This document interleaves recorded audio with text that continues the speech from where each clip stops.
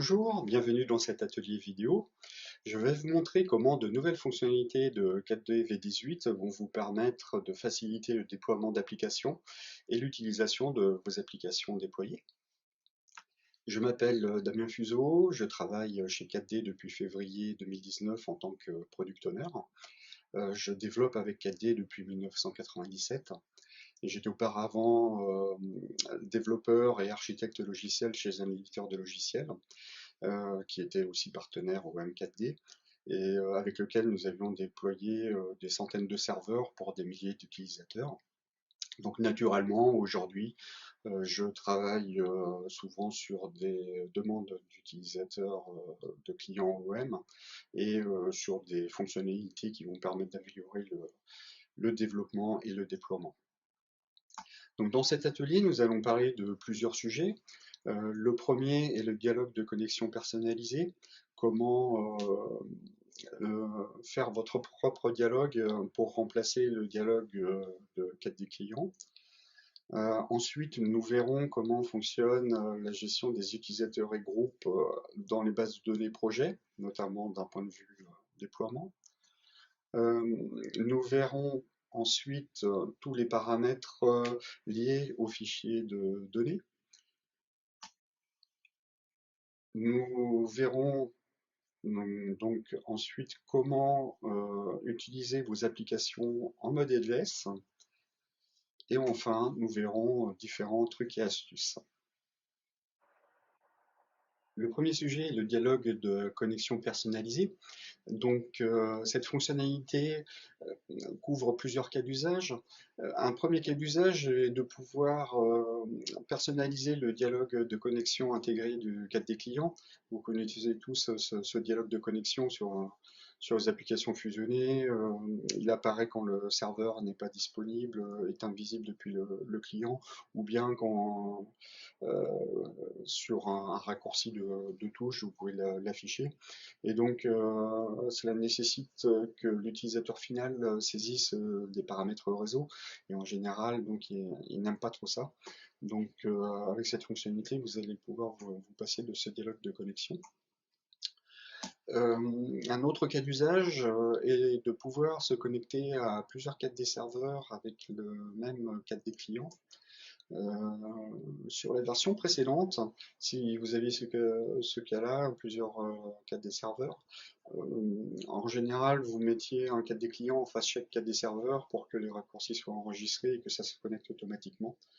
Ou alors vous permettiez à l'utilisateur final de saisir les informations de connexion à chaque 4D serveur, mais en général, l'utilisateur final n'aime pas trop saisir ces informations de connexion. Donc là, cette fonctionnalité va vous permettre de vous connecter avec le même 4D client à différents 4D serveurs de manière alternative. Ensuite, un troisième cas d'usage est de pouvoir gérer l'autorisation de connexion au 4D serveur avant même de s'y connecter. C'est-à-dire, vous avez votre 4D client qui va interroger une entité tierce d'autorisation qui va donner ou non l'accès à l'application. Et donc, elle va renvoyer l'autorisation d'accès avec les informations de connexion au 4D serveur. Et donc, le client pourra ensuite se connecter au 4D serveur. Donc, avant même de s'y connecter. Bon, voilà, différents cas d'usage. Je vous laisse imaginer d'autres cas que vous pouvez rencontrer dans votre vie de développeur. Sur la fonctionnalité, il faut noter plusieurs choses. La commande Open Database peut utiliser des fichiers KD-Link. Donc c'est dans la documentation. Hein.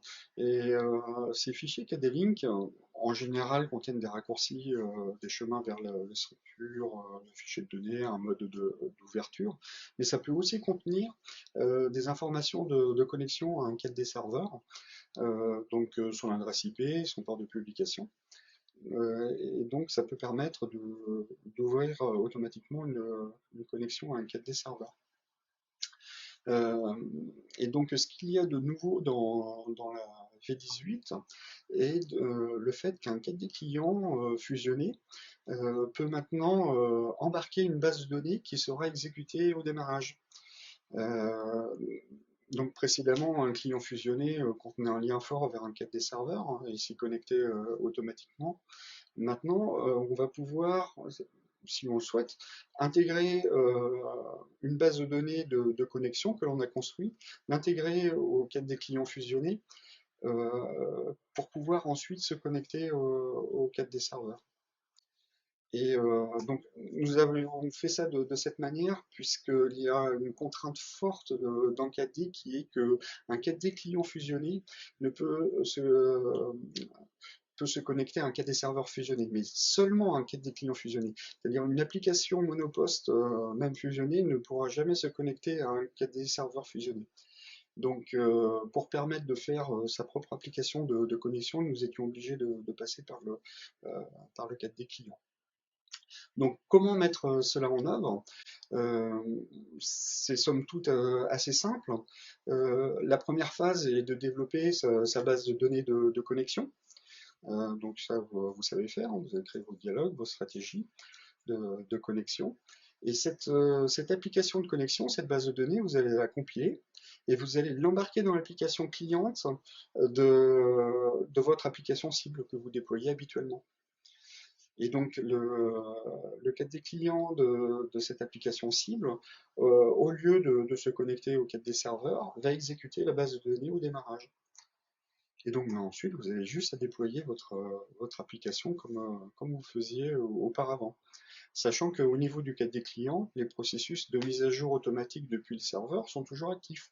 Euh, Au moment de la connexion du 4D client sur le 4D serveur, il y a toujours la vérification des ranges de version, et donc si on est en dehors des ranges, la mise à jour automatique du client se fera. Donc, plutôt que de parler plus, nous allons passer à une démonstration, et je vais vous expliquer le schéma de la démonstration. Euh, donc je suis parti sur un cas d'usage qui est une application client qui doit se connecter à plusieurs bases de données de contact. J'imaginais plusieurs 4D serveurs, un 4D serveur par agence de l'entreprise par exemple, et chaque 4D serveur a son propre fichier de données, sa propre base, et avec une application client, je veux pouvoir choisir sur quelle base je veux me connecter. Donc, plusieurs manières de faire ceci. Euh, j'ai pensé à une stratégie qui était de passer par un dialogue, par une application répertoire. Donc l'idée est d'avoir un serveur répertoire qui recense tous les serveurs de contact actifs. Donc chaque des serveurs de contact va envoyer une petite requête HTTP à ce serveur répertoire pour lui dire je suis toujours vivant. Et donc ce serveur de répertoire maintient une liste de serveurs disponibles. Et si jamais un serveur n'envoie plus de trame keep alive, au bout d'un moment il désinscrit des serveurs disponibles. Ensuite, la deuxième partie, on a une application client de connexion, donc notre application de connexion dont nous parlions tout à l'heure. Cette application-là va demander à ce répertoire quels sont les serveurs disponibles, et donc va afficher un dialogue euh, avec tous les serveurs disponibles. Et ensuite, la troisième phase est que quand l'utilisateur choisit le serveur dans la liste, il va s'y connecter. Donc voilà le contexte de la démonstration que nous allons suivre maintenant. Donc la démonstration, nous allons commencer par la base répertoire. Donc là, toutes les bases sont en anglais, mais bon, je pense que ça ne vous posera pas de problème. Nous allons passer assez rapidement sur le code. Je vais juste vous expliquer les points clés. Après, vous avez déjà accès à tout le code de démo, donc vous pourrez regarder ça plus en avant. Donc, on va commencer par la base répertoire. Donc, cette base répertoire, c'est juste un serveur web, hein. aucune interface. Donc on a une méthode on web connection qui va regarder si on a des URL publish availability. C'est pour nos serveurs de contact qui vont envoyer leur disponibilité sur cette URL et notre application de connexion qui va récupérer la liste des serveurs. Donc je stocke simplement en mémoire les serveurs dans le storage et je renvoie une collection de serveurs disponibles avec leurs informations de connexion. Au niveau de la publication de la disponibilité, euh, c'est cette méthode-là. Donc elle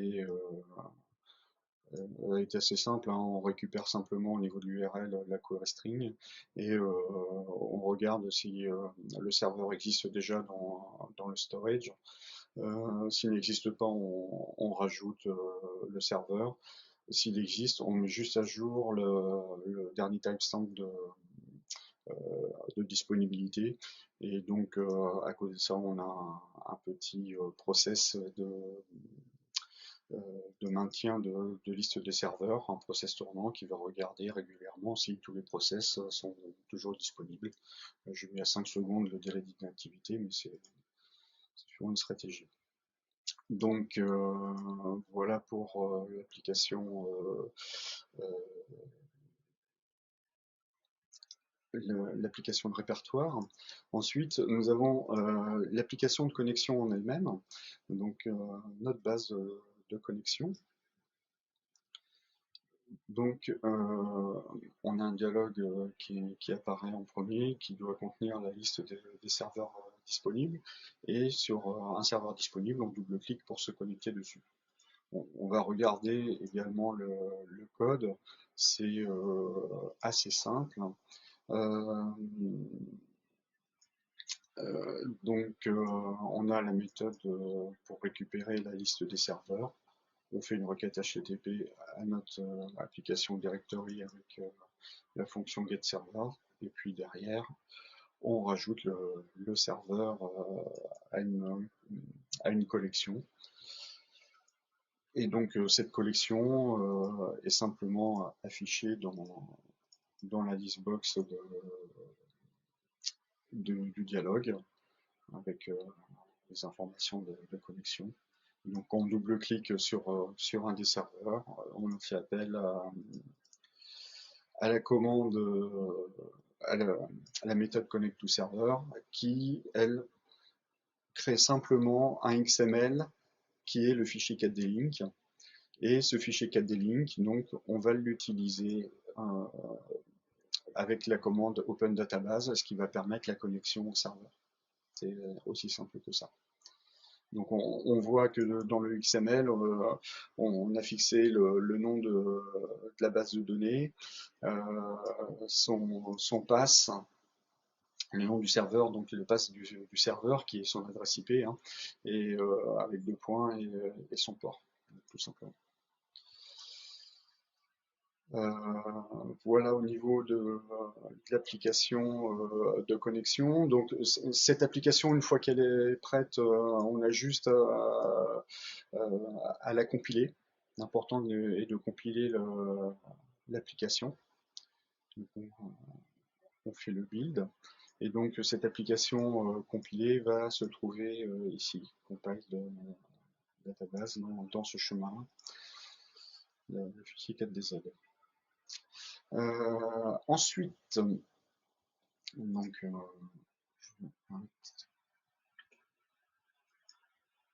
ensuite, nous allons voir donc, notre application de contact en elle-même.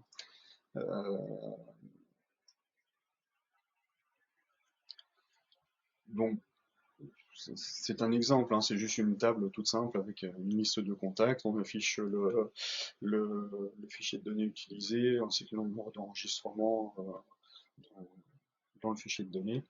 Et donc, on a une liste toute simple de contacts.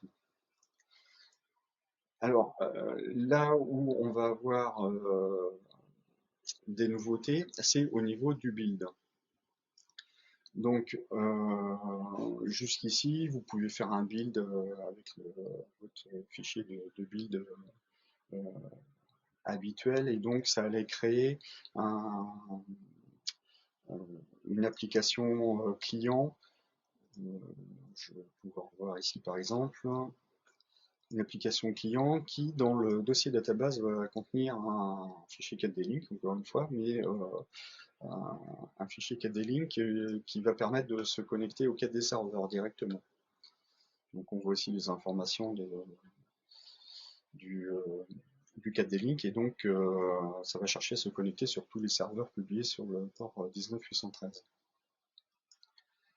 Donc ça, c'est l'application habituelle 4D client. Maintenant, dans le build d'application, nous avons rajouté des clés qui vont vous permettre d'intégrer notre application de connexion. Donc ces clés se situent dans le build app.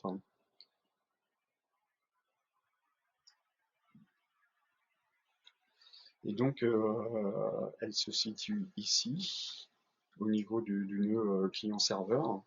Donc là, on peut indiquer, pour Mac et pour Windows, hein, comme d'habitude, on peut indiquer le chemin contenant la base de données qu'on va intégrer et qui va être exécuté au démarrage. Donc là, c'est un chemin relatif, hein, et donc je vais chercher mon dossier Connection App dans le compile de database qui vient d'être généré.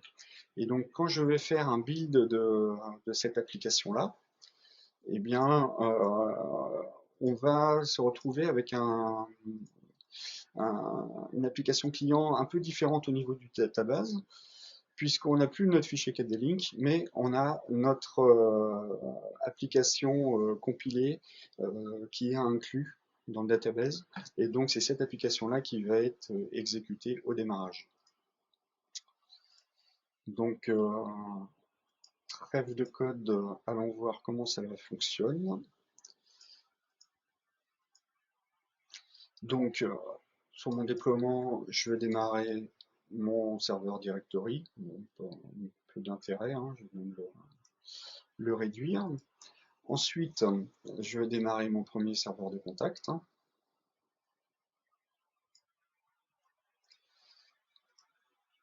Mon deuxième serveur de contact. Donc, ils ont chacun un port de publication différent, hein, bien sûr. Et mon troisième serveur de contact.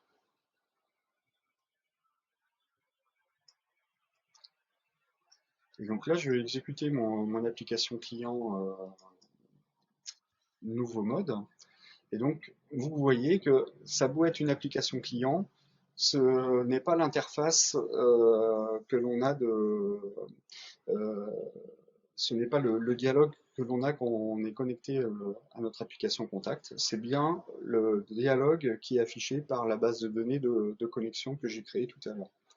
Donc, ce qu'elle fait, effectivement, elle va interroger euh, le serveur directory pour lister les contacts disponibles, les bases de données disponibles avec l'adresse IP et le port. Et donc là, si je veux me connecter au premier serveur, je double-clique dessus et on voit sur le premier serveur dans les users que je suis connecté. Donc là, je suis connecté au serveur contacteur 1, il y a 100 enregistrements et c'est pleinement utilisable de façon tout à fait normale. Donc de même, je relance mon application. Si je veux aller sur le contact 2, je vois que je suis connecté au serveur contact 2. Son nom est ici, j'ai 200 enregistrements et c'est toujours utilisable de la même manière. Donc voilà, avec ce système-là, je peux me connecter à différents serveurs.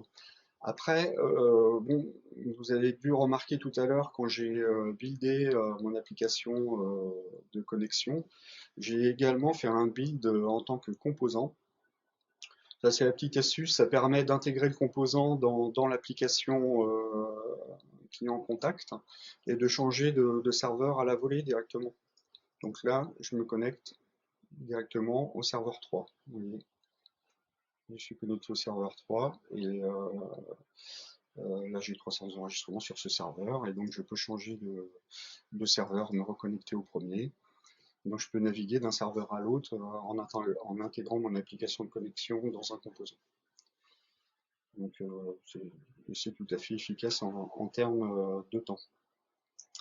Et également, donc pour le système de Keep Alive, si j'arrête mon serveur 2, par exemple,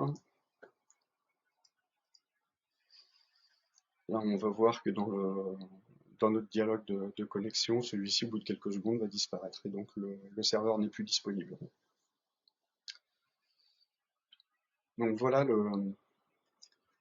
une façon d'utiliser le nouveau dialogue de connexion à un 4D serveur. Donc je vous laisse imaginer toutes les stratégies possibles.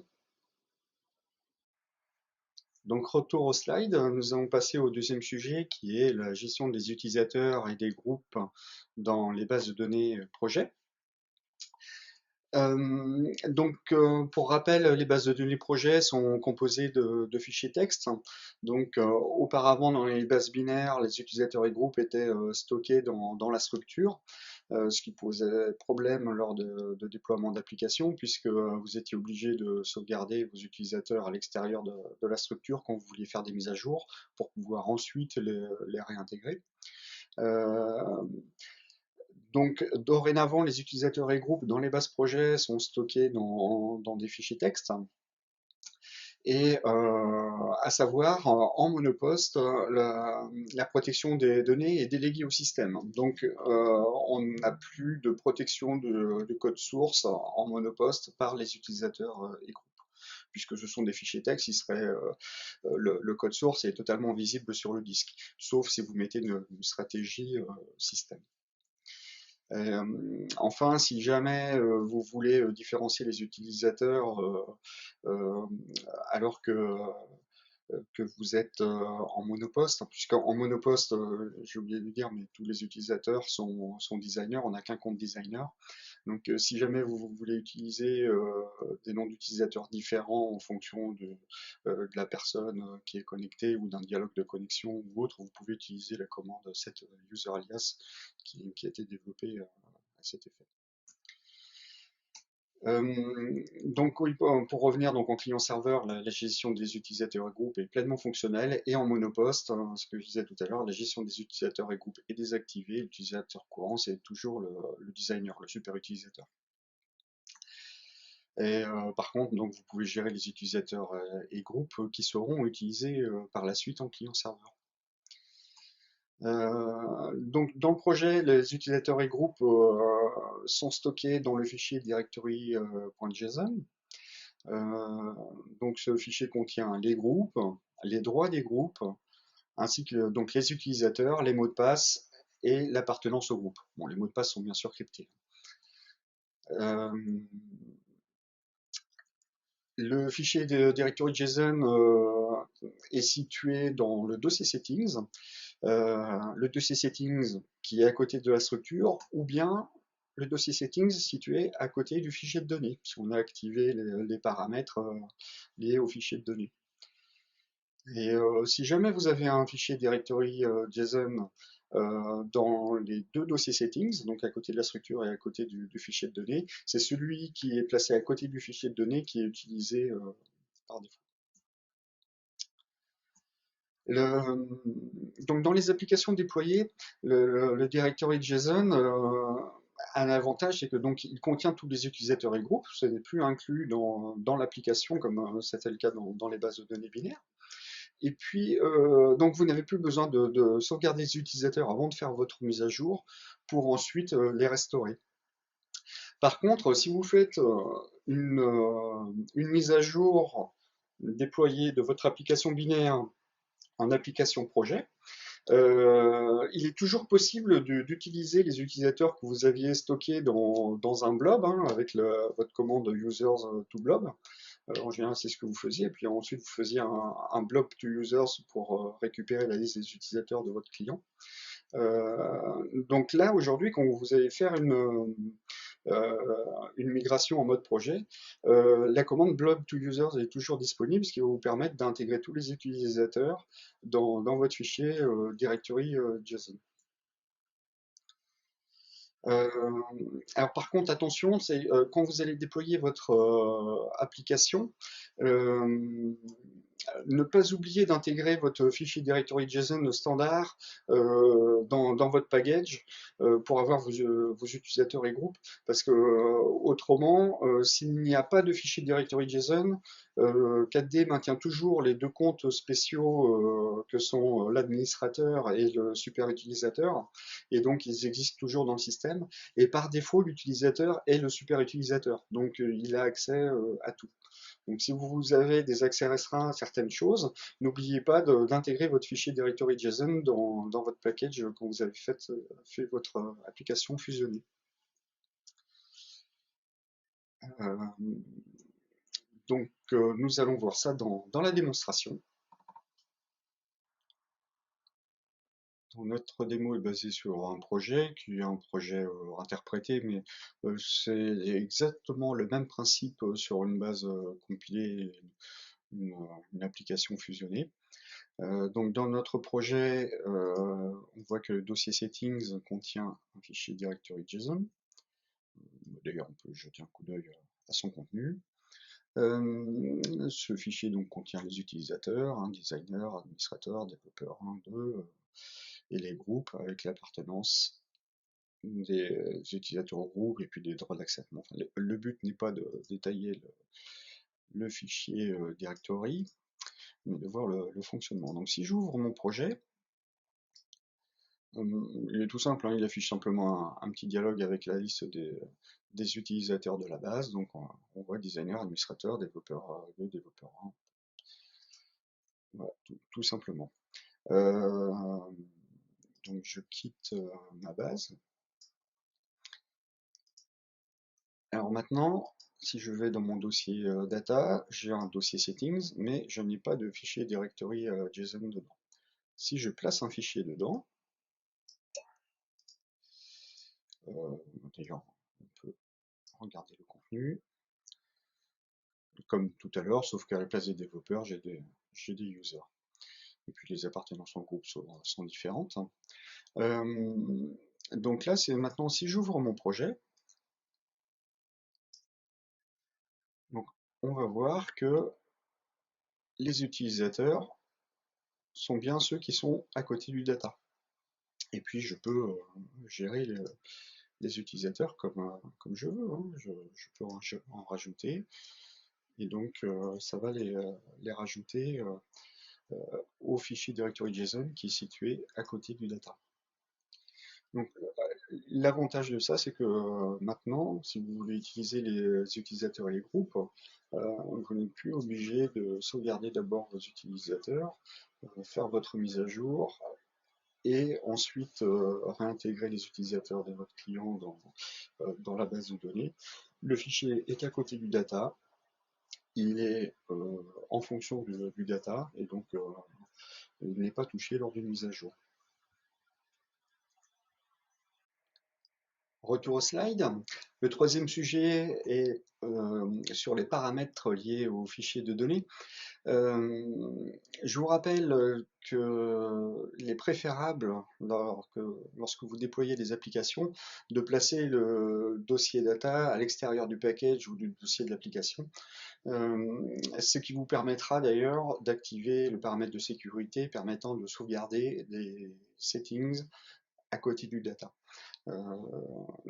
C'est important, et l'avantage c'est que vous allez avoir tout un ensemble de paramètres liés vraiment à votre data, ce qui permet d'avoir une cohérence de l'ensemble, et une cohérence qui ne sera pas modifiée lors des mises à jour. Les premiers paramètres liés aux data, nous venons juste de les voir tout à l'heure avec le directory JSON, qui peut être placé à côté du data maintenant. Vous pouvez maintenant également mettre les paramètres de sauvegarde à côté du data. Donc les paramètres de sauvegarde sont stockés dans un fichier qui s'appelle backup.4dsettings. C'est l'ancien backup.xml. Maintenant, ce fichier settings peut être situé donc soit à côté de la structure, dans le dossier settings à côté de la structure, ou soit celui situé à côté du fichier de données. Et donc, s'il existe un fichier backup.ForDiSettings dans les deux dossiers, c'est celui qui est situé à côté du data qui sera pris en compte. Au niveau de la sauvegarde toujours, il y a eu des modifications avec la V18. Le fichier backup.ForDiSettings ne contient plus que des paramètres de sauvegarde. Il ne contient plus d'historique comme c'était le cas auparavant. L'historique est stocké dans un nouveau fichier qui s'appelle backuphistory.json qui contient lui que l'historique d'exécution dans une collection. Et si vous voulez manipuler ces fichiers par programmation ou les retrouver facilement, vous pouvez y accéder facilement avec la commande file et vous avez des constantes qui vous permettent de pointer sur l'un ou l'autre. Concernant les paramètres liés aux données, alors c'est pas vraiment des paramètres, mais ce sont des informations qui auparavant étaient stockées à côté de la structure. Nous avons le dossier de log. Donc le dossier de log, depuis la V18, est stocké à côté du data, si bien que maintenant le package ou le dossier de l'application n'est plus modifié. Et donc si vous voulez retrouver facilement le dossier de log, utilisez la commande folder avec la constante associée. Donc vous y accédez directement plutôt que d'aller chercher un endroit ou un autre. Euh, il y a quand même trois exceptions. Trois exceptions, ce sont les logs de vérification, de réparation et de compactage, qui eux sont situés dans un dossier système de l'application, parce que donc on voulait pas les laisser à côté de la structure, pour éviter que comme je disais auparavant, que le package ou le dossier d'application soit modifié.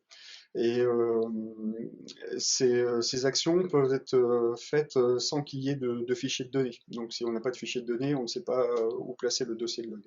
Donc c'est pour ça que ces fichiers-là sont stockés dans le système. Mais vous pouvez toujours y accéder facilement avec la commande file et les trois constantes, hein, verification log file, repair log file et compacting log file. On va voir en démonstration ce que je viens de vous dire. Donc, ma base de démo est un projet dans lequel j'ai paramétré le backup. Donc, j'ai paramétré le backup en sauvegardant uniquement la structure et aucune pièce jointe. Et donc là, si je fais une sauvegarde, j'affiche ensuite le dossier du backup. Donc il m'a bien fait un backup. Et dans mon historique, j'ai toutes les informations concernant le backup, le début, la fin, et éventuellement les pièces jointes. Maintenant, comme on a vu, mon, mon backup est lié à la structure. Si je regarde, mes settings sont dans le fichier backup.kdsettings qui est situé à côté de la structure. Si je regarde mon dossier data, dans mon dossier settings, je n'ai pas de backup.kdsettings. Si j'en place un à côté du data, je vais ouvrir mon application. Et donc là, maintenant, j'ai des settings de backup liés au data. Donc les settings, on voit qu'ils sont différents. J'ai choisi de sauvegarder le data, ainsi que l'index, et puis le dossier settings du data en lui-même. Et donc là, si je fais un backup, même si j'ai des settings liés à la structure, donc il m'a fait le backup et on va voir qu'il a bien utilisé le fichier de settings de backup lié au data, puisque on a bien nos deux fichiers attachés.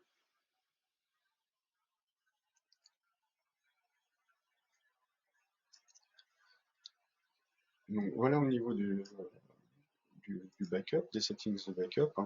Et puis au niveau du dossier de log, donc on voit bien qu'il est situé dans le dossier du data maintenant.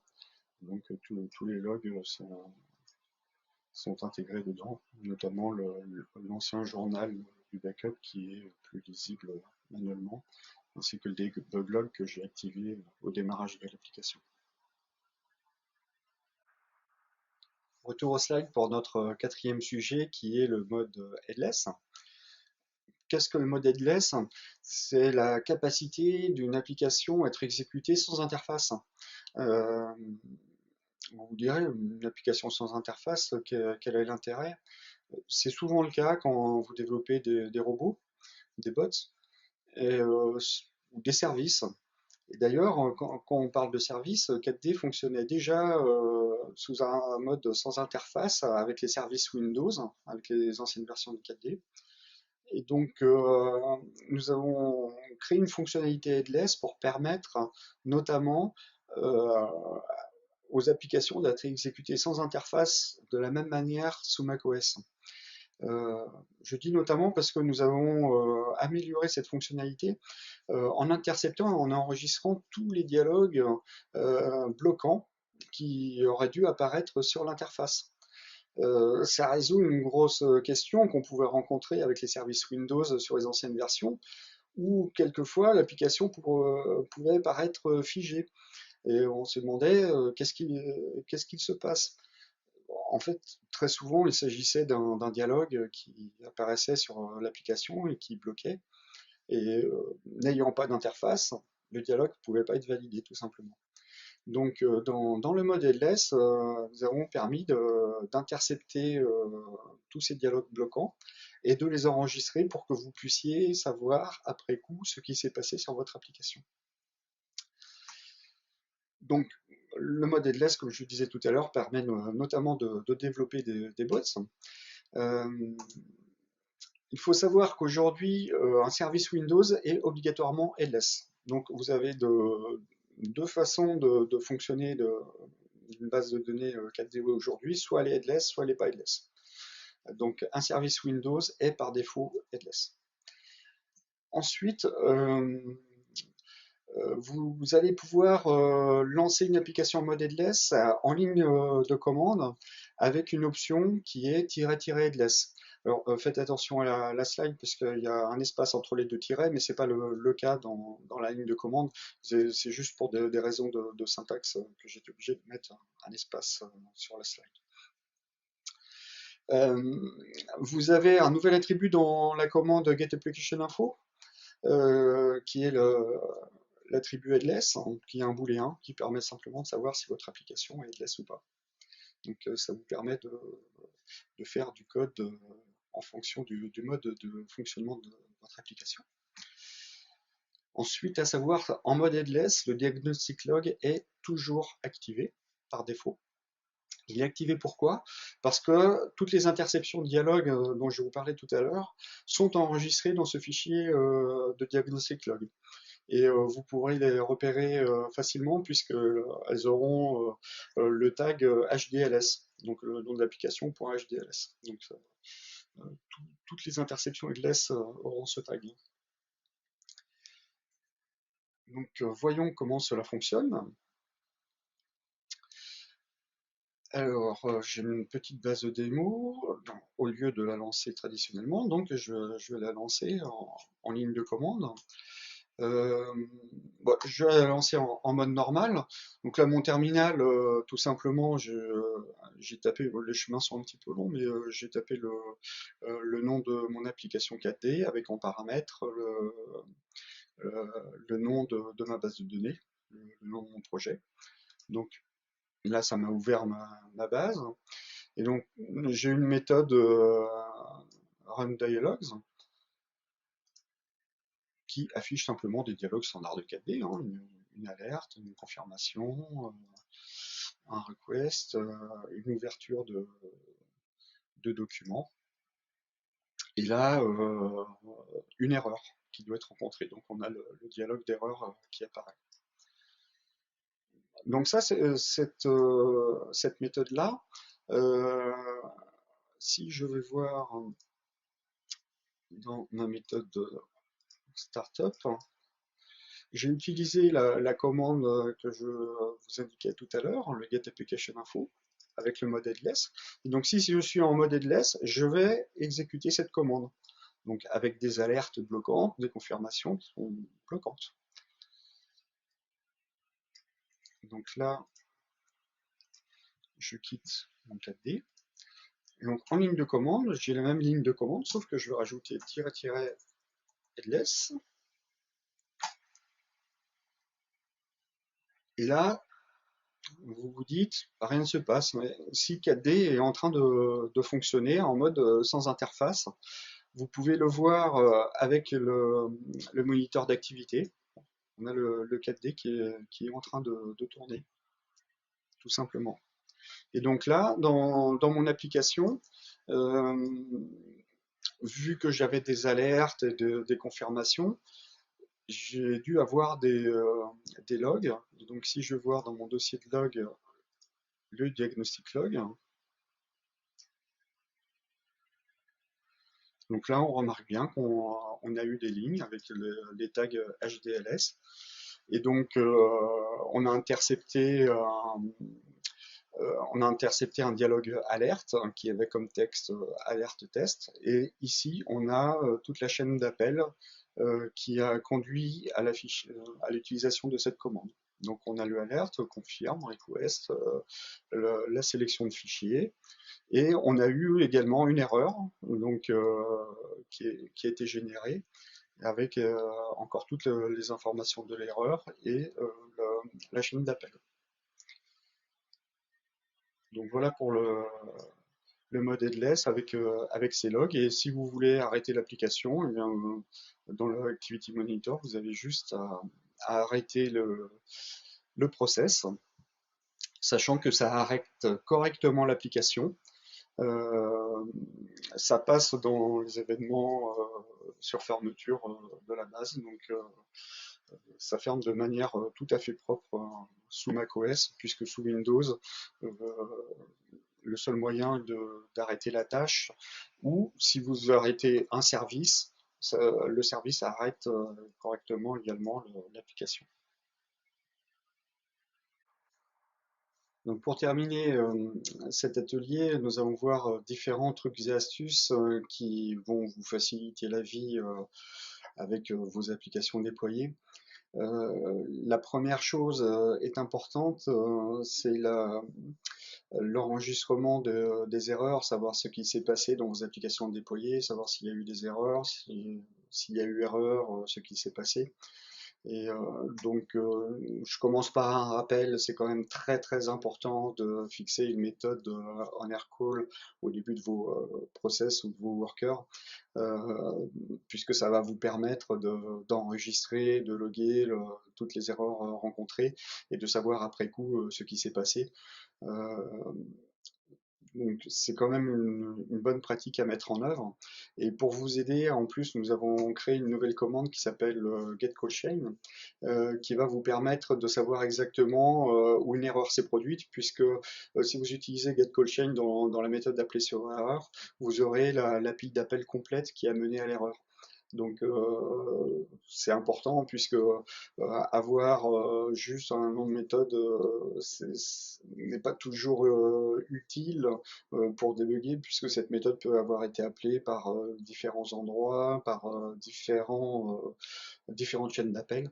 Donc c'est toujours intéressant d'avoir la chaîne d'appel complète.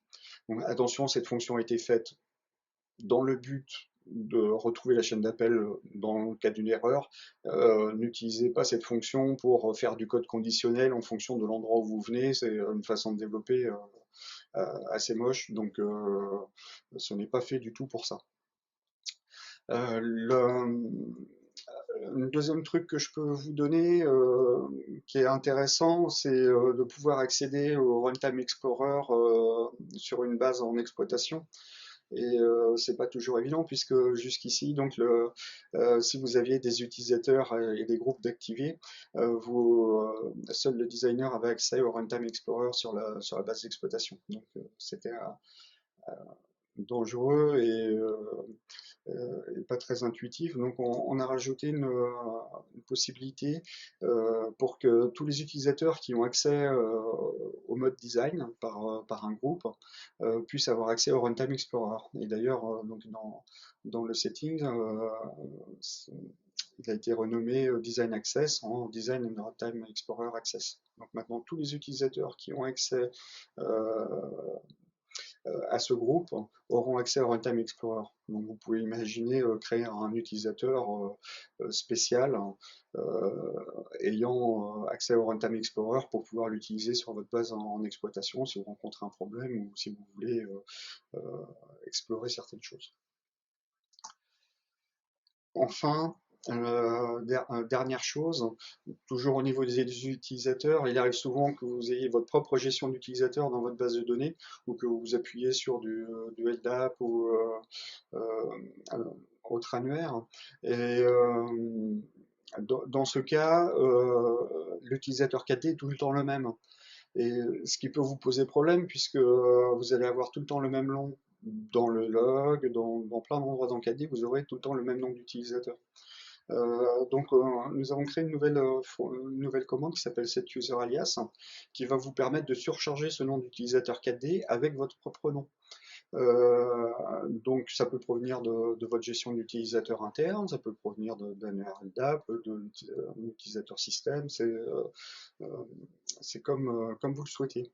Et l'avantage de cette commande, c'est qu'elle va être effective de manière naturelle partout dans 4D avec la commande currentUser qui va vous retourner donc l'alias plutôt que le nom d'utilisateur 4D par défaut.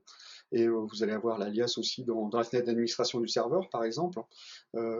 Si vous utilisez un compte generic user par défaut pour vos utilisateurs, dans la fenêtre d'administration, au lieu d'avoir generic user, vous aurez l'utilisateur que vous aurez fixé avec cet alias pour chaque poste. Et chose importante également au niveau du fichier journal, donc là vous saurez vraiment quel est l'utilisateur qui a créé les opérations de base de données dans le journal de base de données. Donc on va voir ça dans une petite démonstration. Donc là j'ai un projet avec simplement un petit dialogue. Donc mon utilisateur courant est le designer. Derrière ces widgets, j'ai les fonctions, les commandes current user avec le paramètre optionnel for the user account. Et ici, la commande for the user avec le paramètre optionnel for the user alias. Donc, ce sont des nouveaux paramètres de la commande current user. Donc, des paramètres optionnels. Et donc là, si je mets un nom d'alias, je le fixe, et donc on voit que la commande current user va renvoyer tout de suite l'alias que j'ai fixé, et donc qui est le même bien évidemment que la commande current user avec le user alias. Et donc si on veut effacer un alias, c'est tout simple, soit on change d'utilisateur, mais bon, si on gère pas les utilisateurs, hein, on va pas changer d'utilisateur. On peut fixer l'alias à vide, et donc on revient au compte utilisateur 4D standard. Et ça c'était au niveau de l'utilisateur. Et donc le point dont je vous parlais tout à l'heure au niveau des erreurs, donc là j'ai une petite méthode qui a généré une erreur, et j'avais une méthode appelée sur erreur qui m'a généré ce fichier d'erreur. On va voir les détails. Donc c'est un exemple, hein. Donc j'ai stocké le code de l'erreur, la méthode, le numéro de ligne, la formule, et donc on a la formule complète. Et j'ai aussi stocké la call chain complète. Donc ce qui est bien utile pour retrouver exactement où a été générée l'erreur. Donc, si on regarde le code, c'est vraiment tout simple. Au niveau du formulaire, donc comme je vous disais tout à l'heure, ces widgets étaient mappés sur l'expression current user for the user account, current user for the user alias. Donc là on avait le set user alias, hein, tout simplement, où on utilisait cette variable stockée dans le formulaire. Et donc au niveau de la gestion des erreurs, tout simplement une erreur méthode qui a été fixée au début de chaque process, dans laquelle j'ai simplement créé un objet avec l'erreur, les informations, et la call chain avec la commande get call chain. Donc ça va me retourner une collection de toutes les étapes par lesquelles est passé le code. Et donc j'enregistre ça dans un fichier dans le dossier log. Tout simplement en une ligne avec la notation à point, les nouveaux objets, c'est vraiment très très pratique et efficace. Voilà, c'est fini. Merci d'avoir regardé cette vidéo. J'espère que ça vous ouvrira la voie à d'autres façons de déployer vos applications. Ça vous aidera à regarder ce qui s'est passé dans vos applications déployées. Et je vous dis à bientôt.